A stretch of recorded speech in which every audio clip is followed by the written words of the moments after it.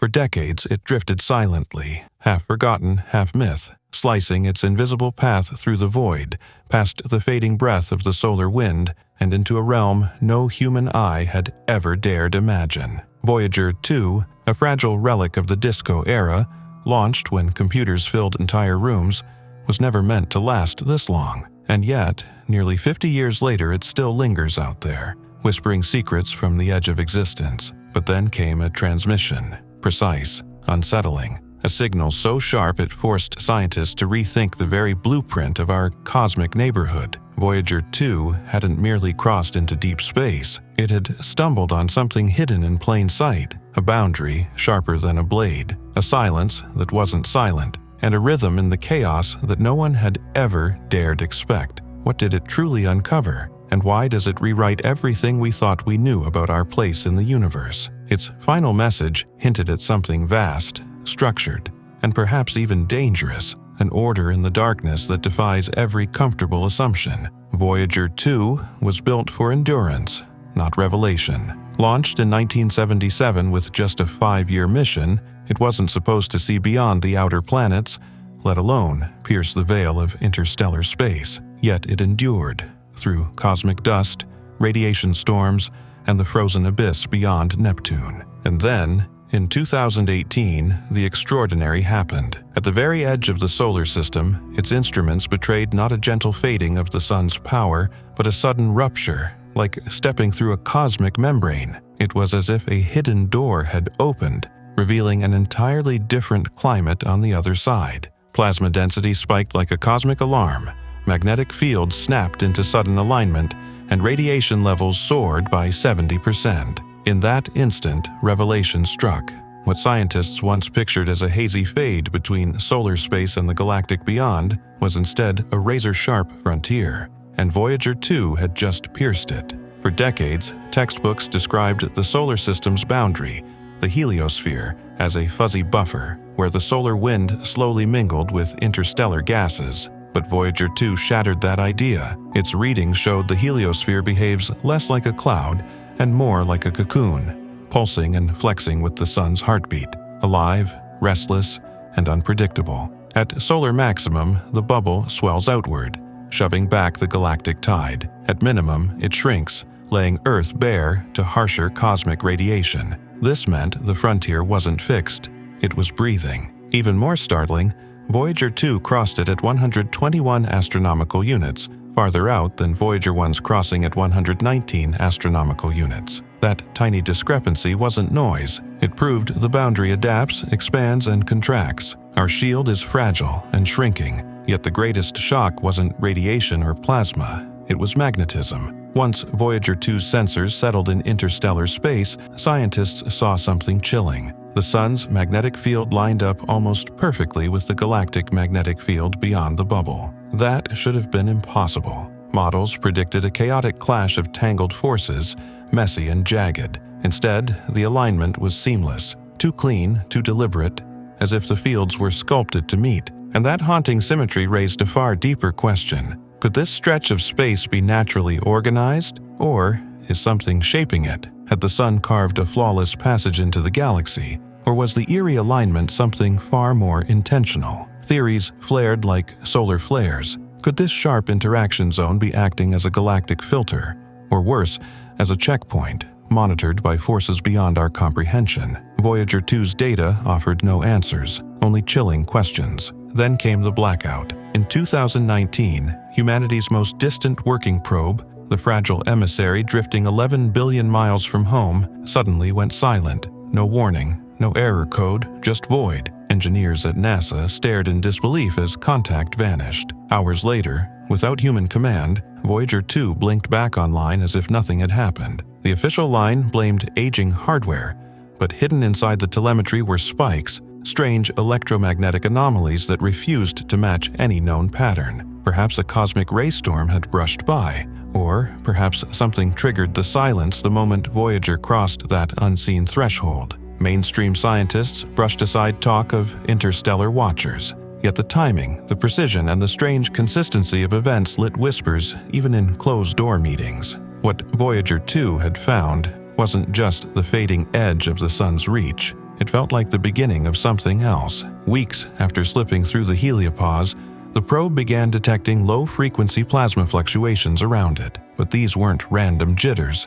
They pulsed, steady, rhythmic, like a cosmic heartbeat, every 13.2 hours without fail. Researchers expected turbulence, a stormy sea of deep space chaos. Instead, they found perfect order. The pulse never faltered.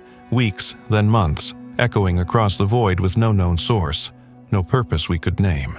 And the most disturbing detail? The rhythm didn't strike Voyager's instruments directly. It bent its communications ever so slightly, introducing delays, as if the very fabric of space was tugging, shifting, dragging the probe into something unseen. It was as if something vast, just beyond the reach of our sensors, was breathing, expanding, contracting, compressing the very fabric of the void. When engineers converted Voyager 2's plasma data into sound, the result was uncanny. A heartbeat, not mechanical, not artificial, but organic, almost as if Voyager hadn't simply left the solar system. It had stepped into something alive. As the pulse persisted, Voyager's plasma wave instrument picked up sudden bursts of activity, spikes of raw energy followed by eerie lulls. At first, they seemed chaotic, but over weeks a hidden pattern emerged, a recursive spiral, amplitudes rising at precise intervals. This wasn't random static, it was structured, hauntingly structured. The periodicity traced the Fibonacci sequence,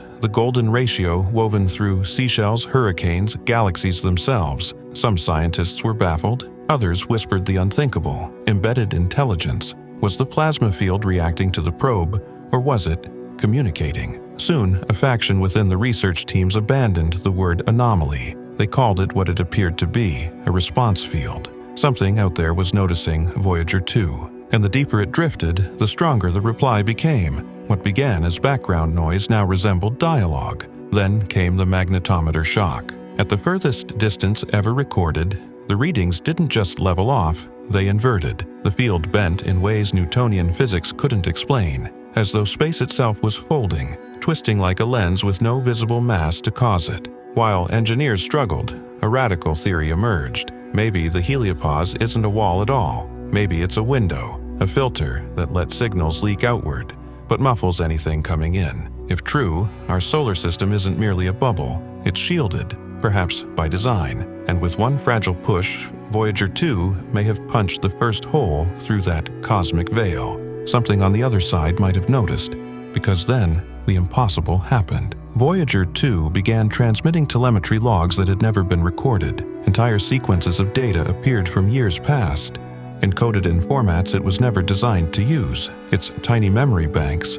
already strained to the limit, seemed to rewrite themselves, reaching into subsystems thought dead for decades. NASA confirmed no commands had been sent, yet suddenly, dormant processors flickered alive. Long idle gyroscopes snapped into alignment with distant constellations, and a probe built in the 1970s began performing operations beyond its original programming. And the strangest part, the data wasn't purely technical. It carried fragments, visuals, incoherent images, star fields, shifting patterns and unsettling flickers of movement, not from Voyager itself, but from its surroundings. Blurry forms, passing shadows, as if the spacecraft had become a recorder of echoes, not from the present moment but from memories stored in the vacuum of space itself. Could the void be more than empty? Could it be an archive? A cosmic memory bank waiting to be replayed? Voyager 2 was never meant to reveal meaning. It was a scout, a whisper cast into the abyss to see if silence truly endured.